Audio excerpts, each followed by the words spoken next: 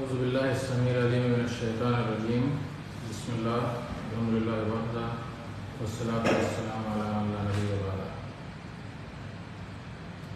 رب اشرح لی صدری ویسر لی امری واحلل عقدۃ من لسانی یفقہوا قولی. السلام علیکم ورحمۃ اللہ وبرکاتہ. پچھلے درس میں ہم سورہ بقرہ کی 14ویں آیت کی تفسیر میں لفظ شیطان پر کنکلوژن کا آخری حصہ سن رہے تھے.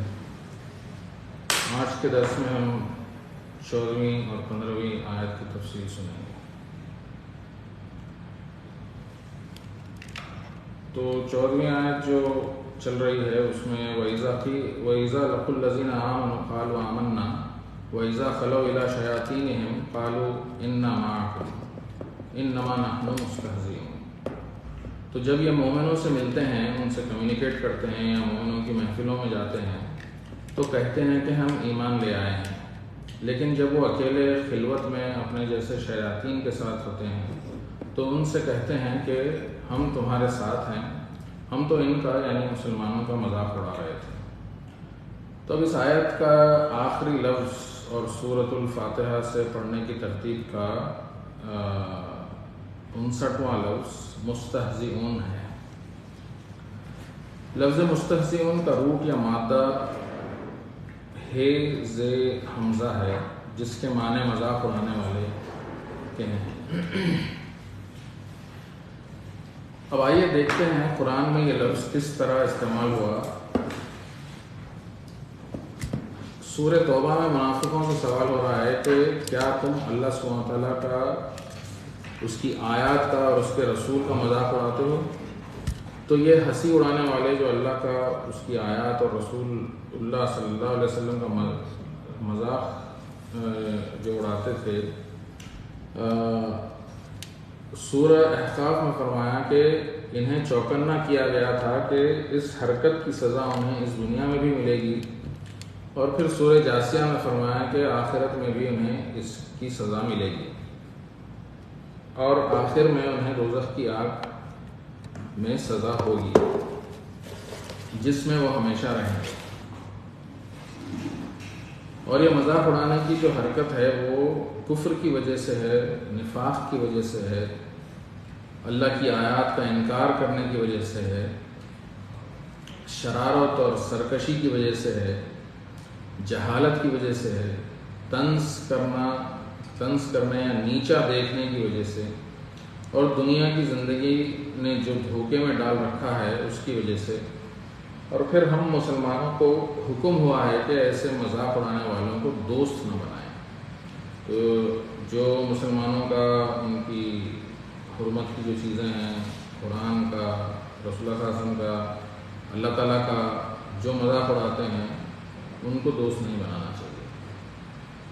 اور جب کوئی محفل میں آپ بیٹھے ہوں اور پھر ادھر ادھر کی بات چلتے چلتے پھر یہ ایسی کوئی ٹاپک آ جائے جس میں مذاق اڑایا جا رہا ہو اسلام کا یا اسلام کی کسی بھی چیز کا، تو پھر جو ہے ہم کو حکم ہوا ہے قرآن میں کہ جو ہے ایسی محفلوں میں ایسے لوگوں کے ساتھ مت بیٹھو، ورنہ جو ہے پھر کہیں ایسا نہ ہو کہ تم انہی کی طرح ہو جاؤ گے. تو یہ جو ہے اللہ تعالیٰ کا حکم ہے قرآن. پھر رسول اللہ صلی اللہ علیہ وسلم سے کہا گیا کہ کیونکہ رسول اللہ صلی اللہ علیہ وسلم کا تو مذاق اڑایا جاتا تھا آپ کی زندگی میں، آپ کے سامنے لوگ جو ہے مسخرہ بنا کرتے تھے، جو ہے گستاخی کرتے تھے آپ صلی اللہ علیہ وسلم سے. تو تسلی دی جا رہی ہے کہ انا کفیناک المستہزئین، آپ کے مذاق اڑانے والوں کے لیے ہم کافی ہیں. اللہ تعالیٰ 2 جگہ قرآن میں فرمایا. تو اسی سلسلے میں سنن دارمی کی حدیث رسول اللہ صلی اللہ علیہ وسلم نے فرمایا کہ ایک دفعہ کا واقعہ ہے کہ ایک آدمی جوڑا پہنے ہوئے تکبر کے ساتھ چل رہا تھا. اللہ عز و جل نے اسے زمین میں دھسا دیا اور وہ قیامت تک کے لیے اس میں دھستا چلا جائے گا. تو یہ حدیث ابو ہریرہ رضی اللہ عنہ سنا رہے تھے. تو وہاں جو ہے ایک نوجوان آیا اور ان سے کہنے لگا کہ جو اس حدیث کے راوی بھی ہیں ابو ہریرہ رضی اللہ عنہ، تو ان سے وہ جوڑا پہنے ہوئے اس طریقے سے انہوں نے بتایا، تو اس نوجوان نے کہنے لگا کہ اے ابو ہریرہ، کیا اس طرح وہ نوجوان چلتا تھا جو زمین میں دھسا دیا گیا؟ تو اکڑ کے چل کے مٹک کے بتایا. تو وہاں پھر اس نے اپنا ہاتھ ایک ایسا کچھ اشارہ کیا، اس نے ہاتھ مارا اور اس طرح پھسلا کے قریب تھا کہ وہ مر جاتا. تو ابو ہریرہ رضی اللہ عنہ نے کہا انا کفیناک المستہزئین، بے شک ہم یعنی اللہ سبحانہ وتعالیٰ آپ صلی اللہ علیہ وسلم کے مذاق اڑانے والوں کے لیے کافی ہیں. اب اس حدیث سے پتہ چلتا ہے کہ رسول اللہ صلی اللہ علیہ وسلم کی کہی ہوئی کوئی بھی بات ہو اس کو جو ہے ایزی نہیں لینا چاہیے، لائٹ لے کے جو ہے اس کا کوئی اس کے اوپر طنز نہیں کرنا چاہیے، اس کا احترام کرنا چاہیے.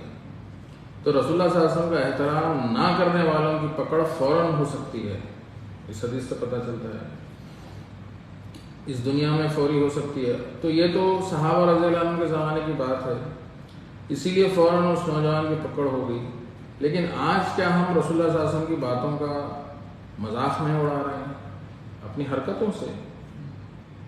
ٹھیک ہے، احادیث سن کر کیا ہم ان پر طنز نہیں کرتے؟ بعض لوگوں کو آپ حدیث سنیں تو بولتے ہیں ایسا کیسا ہو سکتا ہے، یہ کیا وہ ایسے جو ہے وہ کچھ بھی اپنا کمنٹ کریں گے، یعنی اپنے عقل میں آئی تو بات مانیں گے، عقل میں نہیں آئی تو بات نہیں مانیں گے.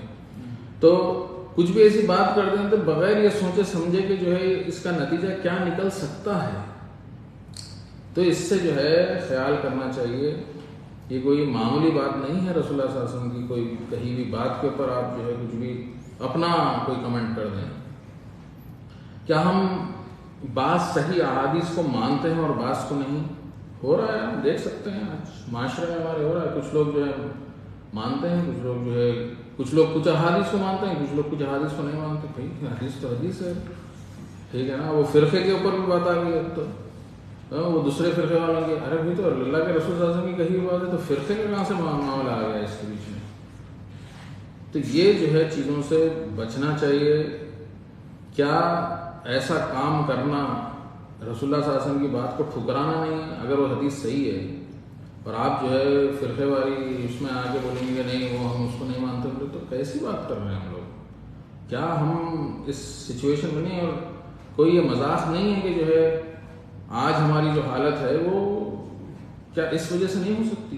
جس طریقے سے ہم ایک دوسرے کے پیچھے مسلمانوں کے اس میں ہم خود لڑ رہے ہیں اور رسول اللہ صلی اللہ علیہ وسلم کی کہی ہوئی کچھ بات کو مانتے ہیں، کچھ بات کو نہیں مانتے. تو اللہ تعالیٰ ہم کو اس ایسا بننے سے بچائے. پھر سنن ابن ماجہ کی ایک حدیث میں آیا ہے کہ مشرکین مذاق اڑایا کرتے تھے مسلمانوں کا یہ کہہ کے کہ رسول اللہ صلی اللہ علیہ وسلم تم لوگوں کو چھوٹی چھوٹی باتیں بتاتے ہیں، یہاں تک کہ جو ہے ٹوائلٹ میں کیسا بیٹھنا ہے وہ بتاتے ہیں. تو صحابی مسلمانوں نے کہا کہ ہاں بالکل بتاتے ہیں، اللہ کے رسول صلی اللہ علیہ وسلم ہم کو یہ بتاتے ہیں کہ ہمارے نبی یہ سب کچھ سکھاتے ہیں، بیت الخلاء میں یا ٹوائلٹ میں قبلہ رو ہو کر نہیں بیٹھنا چاہیے. بتاتے ہیں بھائی رولز اینڈ ریگولیشنز کیا ہے، کیا what are the do's and don'ts until and unless don't teach you. کیسے معلوم ہوگا آپ کو؟ تو ہاں بالکل سکھاتے ہیں قبلہ رو کے نہیں بیٹھنا چاہیے، اور پھر ٹوائلٹ کو جو ہے سیدھے ہاتھ سے نہیں صاف کرنا چاہیے، یہ بتاتے ہیں.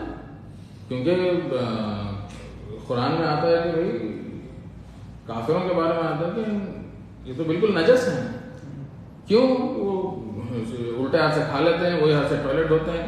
تو یہ سارا معاملہ جو ہے ہم کو سکھایا گیا ہے کہ بھائی کیا کرنا چاہیے، کھانا کس ہاتھ سے کھانا چاہیے، ٹوائلٹ کس ہاتھ سے دھونا چاہیے، بالکل ہم کو بتایا جاتا ہے. انہوں نے جواب دیا پھر اگر پانی نہ ملے تو پتھر سے صفائی کر سکتے ہیں. تو اس کی تفصیل بھی آپ صلی اللہ علیہ وسلم نے ہم کو سکھائی کہ کیا کرنا چاہیے، کتنے پتھر ہونے چاہیے، اس کا سائز کیا ہونا چاہیے، سب کچھ ڈیٹیل احادیث میں موجود ہے. پھر سنن نسائی کی ایک لمبی حدیث جس میں آیا ہے کہ کچھ نوجوان حنین کی طرف جا رہے تھے. جب رسول اللہ صلی اللہ علیہ وسلم حنین سے واپس ہو رہے تھے اور مؤذن رسول صلی اللہ علیہ وسلم نے اذان دی تو یہ نوجوان نے، اب وہ اتنا خیال نہیں کرے، ان کو کوئی آواز سنائی دی، they were not concentrating. تو نوجوانوں نے اذان سنی اور اس کے الفاظ کو دہرا کر مذاق اڑا رہے تھے. رسول اللہ صلی اللہ علیہ وسلم نے ان کی آواز سن لی اور انہیں پکڑ کر آپ کے سامنے پیش کیا گیا. آپ صلی اللہ علیہ وسلم نے ان سے پوچھا تم میں سے کس کی آواز بلند تھی؟ کیونکہ ایک آدمی کی آواز زیادہ زور سے سنائی دے رہی تھی، اور پھر اس زمانے میں تو جس کی آواز زیادہ تیز ہوتی وہ بہت یوزفل آدمی ہوتا تھا، کیونکہ جنگوں میں آواز لگانے والا، اذان دینے والا، ایسے لوگوں کی آواز اونچی ہونی چاہیے تاکہ لوگوں کو دور دور تک سنائی دے۔ تو آپ نے پوچھا کہ تم میں سے کس کی آواز بلند تھی جو میں نے سنی، رسول اللہ صلی اللہ علیہ وسلم نے پوچھا، تو وہ سارے ساتھی جو ایک ساتھ تھے انہوں نے جو ہے ایک کی طرف اشارہ کیا، وہ ابو مہدورہ کی طرف اشارہ کیا جو اس حدیث کے راوی بھی ہیں۔ تو آپ صلی اللہ علیہ وسلم نے سب کو واپس جانے کو کہا اور مجھے روک لیا اور کہا کہ کھڑے ہو اور اذان دو، اور آپ صلی اللہ علیہ وسلم نے خود اذان کے الفاظ انہیں سکھائے، بھائی اللہ اکبر اللہ اکبر کہو، یہ کرو۔ تو رسول اللہ صلی اللہ علیہ وسلم خود آپ کو سکھایا اور آپ نے جو ہے، اور ابو مہدورہ نے اذان دی، جس کے بعد آپ صلی اللہ علیہ وسلم نے انہیں چاندی کے سکے دیے انکریج کرنے کے لیے۔ تو انہوں نے کہا کہ مجھے مکہ میں اذان دینے کی اجازت دیجیے، تو آپ صلی اللہ علیہ وسلم نے انہیں اجازت دے دی اور مکہ میں وہ اذان دینے لگے رسول اللہ صلی اللہ علیہ وسلم کے حکم پر۔ تو منافقین جب بھی مسلمانوں کے ساتھ ہوتے تو ان سے اپنی دوستی، اپنے ایمان اور خیر خواہی ظاہر کرتے، انہیں دھوکہ دینا چاہتے تھے تاکہ مال اور جان کی حفاظت ہو جائے۔ مدینہ میں رہ رہے ہیں، مسلمانوں کی حکومت ہے، تو ان کے جو ہے جان و مال کی حفاظت بھی ہو جائے، اور جو ہے یہ بھلائی کرنے والوں میں شامل ہو جائیں لوگوں کی، مسلمانوں کی نظر میں، اور جب بھی کوئی جنگ ونگ ہو تو مال غنیمت بھی ملے، فائدہ بھی ہو نا، مال غنیمت میں حصہ قائم ہو جائے۔ اور جب اپنے شیاطین صفت ساتھیوں میں ہوتے ہیں تو ان جیسی باتیں کہنے لگتے۔ ابن عباس، ابن مسعود اور دیگر صحابہ رضی اللہ عنہم کا قول ہے کہ یہ شیاطین ان کے امیر اور سرداران کفر تھے، اور ان کے ہم عقیدہ لوگ بھی، اور شیاطین یہود بھی انہیں رسول کو جھٹلانے اور قرآن کا انکار کرنے کا مشورہ دیتے تھے۔ مجاہد کہتے ہیں کہ شیاطین سے مراد ان کے وہ ساتھی ہیں جو یا تو مشرکین تھے یا منافق، ایسے لوگوں سے کہتے تھے کہ ہم تو مسلمانوں کا مذاق اڑا رہے تھے۔ تو یہ جو ہے تھوڑی سی تفسیر اور باقی کا جو ہے ڈیٹیل 14ویں آیت یہاں ختم ہوئی۔ اب اس کے جواب میں اللہ سبحانہ وتعالیٰ آگے فرماتے ہیں کہ اللہ یستہزئ بہم ویمدھم فی طغیانہم یعمہون۔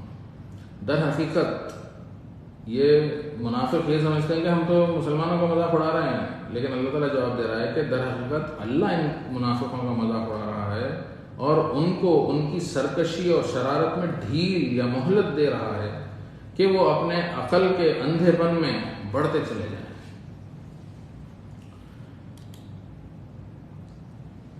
اب اس آیت میں سمجھنے کے جو الفاظ ہیں وہ یمدہم، طغیانہم اور یعمہون ہیں۔ تو اس آیت کا پہلا لفظ اور سورۃ الفاتحہ سے پڑھنے کی ترتیب کا 60واں لفظ یمدہم ہے۔ لفظ یمدہم کا روٹ یا مادہ میم دال دال ہے، اور اس لفظ کے ڈیریویٹوز کے معنی جو قرآن میں آئے ہیں وہ ہیں، اور وہ وہی ہے جس نے زمین کو پھیلایا۔ تو یہاں پہ مدہ کا لفظ آیا ہے جس میں پھیلانے کا سینس آتا ہے، تو پھیلانے کے معنی آئے ہیں۔ اب یہ آیت خود اتنی سائنٹیفک ہے کہ اس کو ایکسپلین کرتے کرتے کافی ٹائم لگ جائے گا۔ کافی سائنٹیفک ڈیٹیل موجود ہے اس میں، ڈفرینٹ کانٹیننٹس کے بارے میں آیا، اور تھیوری آف آئسوسٹسی کے بارے میں بات آئی ہے، جسے ہم سورہ رعد میں انشاءاللہ سنیں گے۔ اور سائے کو، شیڈ کو پھیلا کر لمبا کرنے کا ذکر بھی سورہ فرقان میں آیا ہے۔ اب اس میں بھی بہت سائنس بھری ہوئی ہے، کیونکہ وہ جو شیڈ ہے وہ کیسے اسٹریچ ہوتا ہے، تو زمین گھوم رہی ہے، اس سے جو ہے شیڈز بنتے ہیں، سائے بنتے ہیں، اور دن اور رات کے ہیر پھیر میں جو ہے وہ سایوں کا وہ اینگل، وہ یہ سارا کچھ چینج ہو جاتا ہے۔ اس میں بھی کافی سائنس بھری ہوئی ہے، جسے ہم سلسلہ والی ترتیب میں جب وہ آئے گا اسے سمجھیں گے۔ پھر آنکھ اٹھا کر دیکھنے یا آنکھوں کو سٹرین کرنے کے معنی آئے ہیں۔ عذاب کو گناہوں کی وجہ سے دھیرے دھیرے بڑھانے کے معنی آئے ہیں، ایڈیشن کے معنی آئے ہیں، یعنی ایڈ کرنا یا اضافہ کرنا کسی چیز میں، سپلیمنٹ کرنا یا مدد کرنے کے معنی آئے ہیں، کیونکہ میم دال دال مدد ہوتی ہے، مدد کا بھی روٹ جو ہے یہی ہے، لفظ مدد بھی یہی اسی روٹ سے ہے۔ پھر کھینچنے کے یا گھسیٹنے کے معنی آتے ہیں، جیسا کہ ہم عربی میں کہتے ہیں مد لگا دیا، تو اس کو کھینچا جاتا ہے، ٹھیک ہے۔ اگر آپ کیسا الف لام میم نہیں بولتے، الف لام میم، تو مد ہے تو اس کو کھینچتے ہیں، تو یہاں پہ لفظ مدہ آیا تو اس میں کھینچنے کا سینس بھی آتا ہے۔ پھر دنیاوی چیزوں سے مدد کرنا، جیسے چار پائے اور بیٹے۔ پھر جنگ بدر میں فرشتوں کی فوج سے مدد کی گئی، تو یہ مطلب بھی آیا۔ مال کی کثرت یعنی ایکسٹینسو ویلتھ جس کے پاس ہوتی ہے، اس کے معنی آئے ہیں۔ پھر ہم کہتے ہیں مدت، ایک پیریڈ آف ٹائم، یا اس مدت میں ایسا ہوا، تو کچھ وقت کے لیے، تو مدت کا معنی بھی آئے ہیں۔ پھر سیاہی کے معنی آئے ہیں، یعنی مدادہ آیا ہے قرآن میں، تو وہاں پر جو ہے یہی لفظ ہے، کیونکہ انک، اگر آپ پرانے زمانے میں وہ انک پین ہوتے تھے، بلاٹنگ پیپر پہ آپ ڈالو تو پھیل جاتی ہے، تو اس لیے اس کو انک کے لیے بھی یہ لفظ مدادہ آتا ہے۔ تو یہ قرآنی آیات سے جو ہے یہ کچھ پوائنٹس نکلے۔ اب احادیث میں بھی تقریباً سملر معنی آئے ہیں، جسے ہم یہاں سمرائز کیے ہیں۔ تقریباً 164 احادیث تھے اس لفظ پر، اور اس کو جو ہے تھوڑا سمرائز کر کے کچھ پوائنٹس ہم نے یہاں پر جمع کیے ہیں۔ اور لفظ مددیو آیا ہے، جو فوجی دستے جو ہوتے تھے اس میں ری انفورسمنٹس جو آتے تھے نا، جیسا ہم کیا کہتے ہیں اردو میں کمک کہتے ہیں، تو اب ایک مین آرمی ہے، اب وہ آرمی لڑنے جا رہی ہے، لیکن اس کو اب اور تھوڑے سپورٹ کی ضرورت ہے، تو اور ایک بٹالین آیا، اس کو فوجی کمک کہتے ہیں، یا ری انفورسمنٹ کہتے ہیں، کہ بھائی کچھ اور اسٹرینتھ لوگوں کی اور آ گئی، تو پھر وہ سپورٹ مل گیا مین آرمی کو۔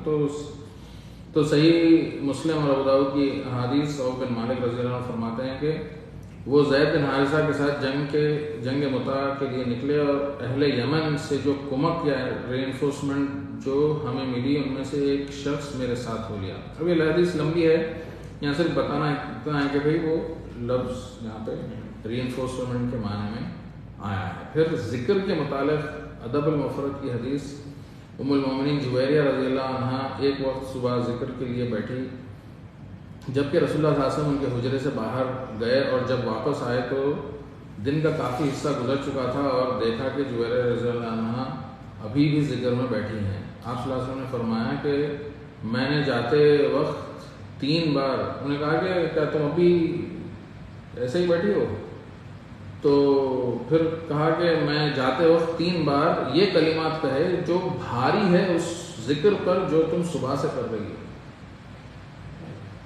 یہ کچھ جملہ ہے، ایک کلمات ہیں، کلمات کے الفاظ میں 3 وقت دہرایا، اگر وہ کہہ لو تو یعنی آدھے دن کے برابر جو ہے اگر کوئی بیٹھ کے ذکر کر رہا ہے تو اس پر بھاری ہے، اور وہ ہیں سبحان اللہ و بحمدہ عدد خلقہ رضا نفسہ و زینت عرشہ و مداد کلماتہ یا مدد کلماتہ۔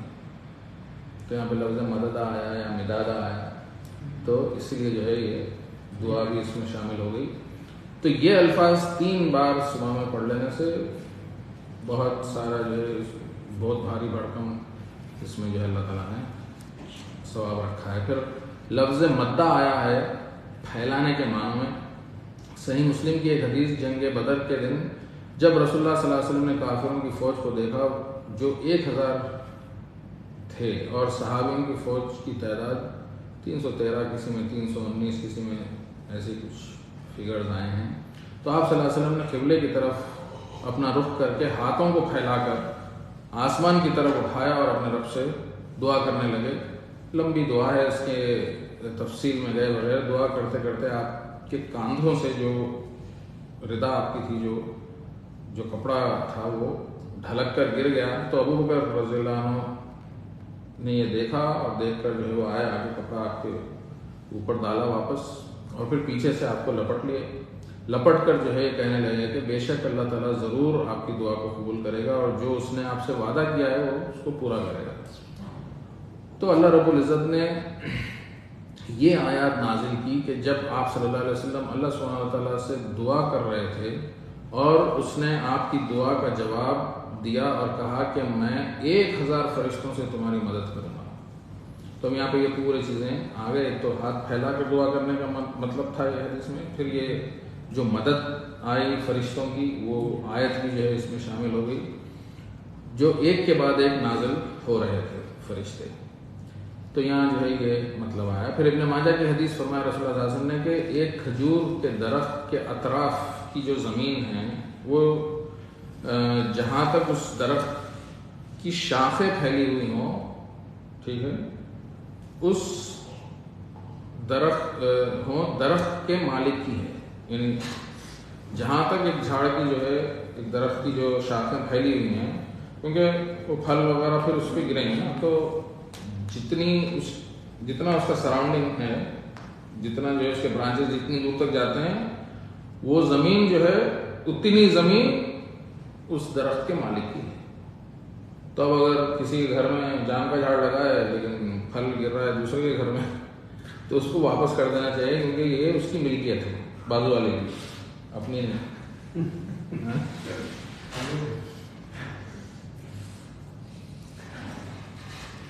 بخاری کی حدیث میں آیا ہے کہ رسول اللہ صلی اللہ علیہ وسلم ایک وقت سفر پر تھے اور وہ چلتے رہے جب تک کہ نماز کا وقت ہو گیا اور انہیں پانی نہیں مل رہا تھا وضو کے لیے۔ ایک شخص کو کچھ پانی مل گیا ایک لوٹے میں، اور آپ صلی اللہ علیہ وسلم آپ صلی اللہ علیہ وسلم کے پاس لائے اور رسول اللہ صلی اللہ علیہ وسلم نے اس سے وضو بنایا اور پھر اس میں اپنی انگلیاں نیچے تک اسٹریچ کر کے ڈال کے وہ پانی میں اپنی انگلیوں کو وہ کیا اور پھر کہا کہ آپ وضو کروں گے، پانی بالکل تھوڑا سا تھا۔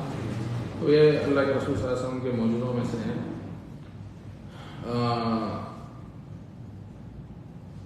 اس لوٹے میں ڈال کر لوگوں سے کہا کہ آؤ وضو کر لو۔ لوگ وضو بنانے لگے، یہاں تک کہ تمام لوگوں نے وضو بنا لی اور ان کی تعداد 70 کے قریب تھی، ٹھیک ہے۔ ترمذی اور ابن ماجہ کی احادیث رسول اللہ صلی اللہ علیہ وسلم نے فرمایا رسول اللہ صلی اللہ علیہ وسلم نے کہ اللہ عز و جل قیامت کے دن میری امت میں سے ایک شخص کو الگ کرے گا لوگوں میں سے، اور پھر اس کے گناہ کے 99 رولز، یعنی جتنے اس کے اعمال تھے، وہ یہاں پہ تو گناہوں کا لفظ آیا ہے، گناہوں کے 99 رولز کھولے جائیں گے، اور ایک رول کھل کر اتنا پھیل جائے گا کہ جتنی دور تک نظر جاتی ہے، یعنی اتنے گناہ اس نے کیے ہوئے ہیں۔ یہ تو ایک رول کی بات ہے، تو 99 تو پھر بے حساب اس نے گناہ کیا۔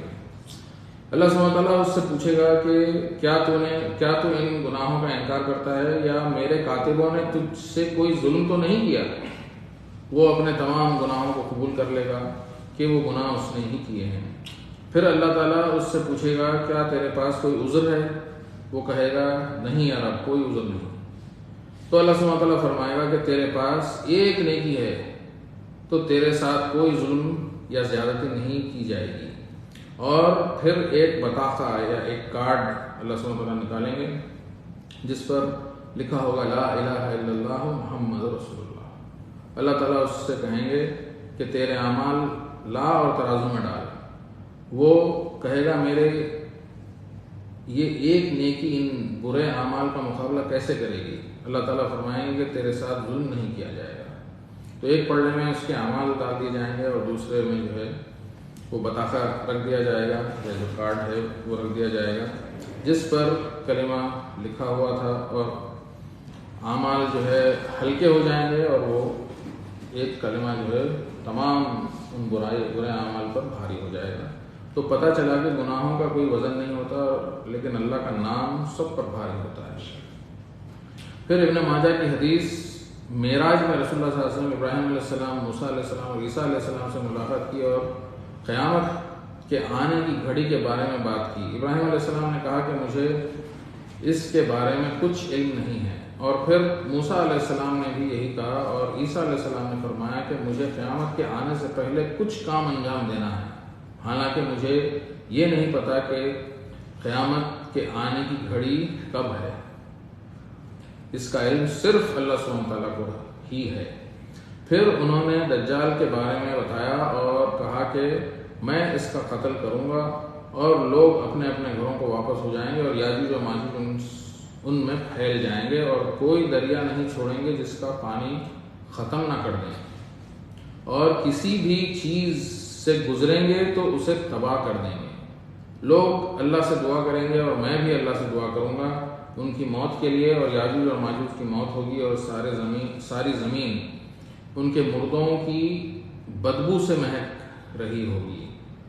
پھر لوگ اللہ سے دعا کریں گے اور میں بھی اللہ سبحانہ تعالیٰ سے دعا کروں گا اس بو سے نجات کے لیے، اور اللہ بارش برسائے گا اور پانی ان کی لاشوں کو سمندر میں بہا کر لے جائے گا۔ پھر قیامت کی گھڑی قائم ہو جائے گی، پہاڑ ریزہ ریزہ ہو جائیں گے، اور زمین کو کھینچ کر، تو یہاں پہ لفظ یہ مدہ آیا ہے، زمین کو کھینچ دیا جائے گا اور قیامت آ جائے گی۔ پھر لفظ مد آیا ہے، یعنی کوانٹٹی کے میجر کے لیے۔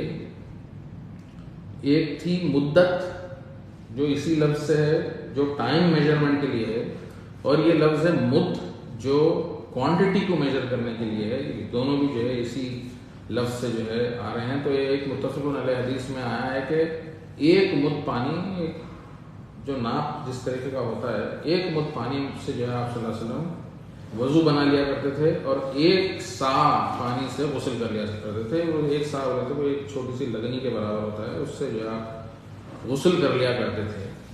پھر صحیح مسلم کی ایک حدیث، ایک حجامہ کرنے والے نے رسول اللہ صلی اللہ علیہ وسلم کو حجامہ کیا تو آپ صلی اللہ علیہ وسلم نے اسے 2 مد گیہوں دینے کا حکم دیا۔ تو یہاں سے ان احادیث سے جو ہے یہ الگ الگ کنسٹرکشنز ہیں اسی روٹ کے، اور الگ الگ جو ہے اس کے معنی نکل رہے ہیں، اور اس میں جو ہے یہ ہے۔ پھر آج کے زمانے کے بارے میں جو پیشن گوئی آپ صلی اللہ علیہ وسلم نے کی، وہ ابو داؤد اور صحیح مسلم کی احادیث میں ملتی ہے۔ فرمایا رسول اللہ صلی اللہ علیہ وسلم نے کہ عراق اپنے خرچ کے خافض اور درہم روک لے گا، اور شام اپنے مد اور دینار دینے بند کر دے گا، اور مصر اپنے ارتب اور دیناروں کی ادائیگی روک دے گا، اور پھر تم ادھر ہی لوٹ جاؤ گے جہاں سے شروع کیا تھا۔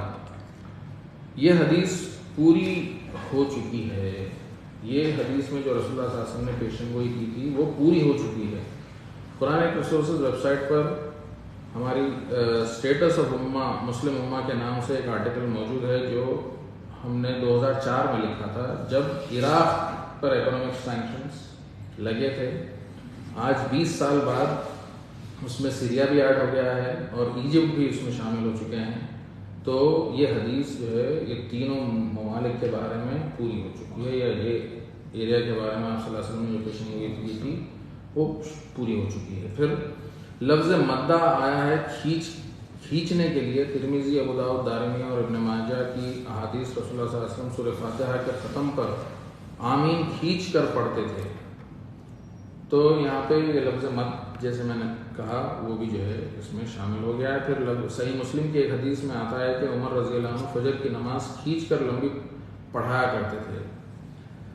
پھر لفظ مدت آیا ہے وقت کے پیریڈ کے لیے۔ مسلم کی حدیث فرمایا رسول اللہ صلی اللہ علیہ وسلم نے کہ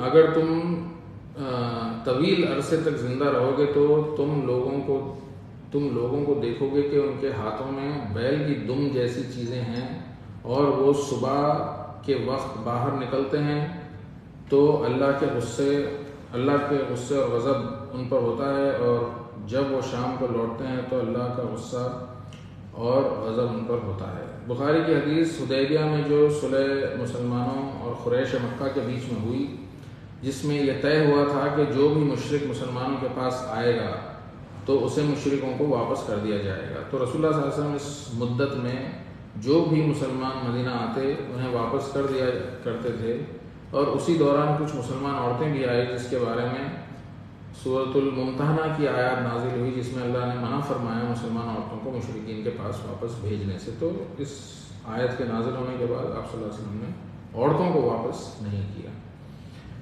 پھر لفظ مدہ آیا ہے بخاری کی حدیث، رسول اللہ صلی اللہ علیہ وسلم صوم وصال رکھا کرتے تھے مہینے کے آخری دنوں میں۔ صوم وصال کا مطلب یہ ہے کہ بغیر افطار کیے ہوئے کنٹینیوسلی روزہ رکھنا، یہ صرف رسول اللہ صلی اللہ علیہ وسلم کے لیے جائز تھا، اور کئی احادیث اس کے اوپر ہیں جس میں صحابیوں نے رکھنے کی کوشش کی۔ جب یہ بات رسول اللہ صلی اللہ علیہ وسلم تک پہنچی تو وہ ان کو صوم وصال رکھنے سے منع فرمایا، لیکن کچھ لوگوں نے بھی صوم وصال رکھا، اور جب یہ بات آپ صلی اللہ علیہ وسلم تک پہنچی تو آپ نے فرمایا کہ اگر میرے لیے مہینہ طویل کر دیا جائے تو میں صوم وصال کا اتنا لمبا روزہ رکھتا کہ تم میں سے جو یعنی جو حماقت کر رہے ہیں یہ صوم وصال رکھنے کے لیے ایگزیجریٹ کرنے والے ہیں، وہ ایگزیجریٹ کرنا چھوڑ دیتے۔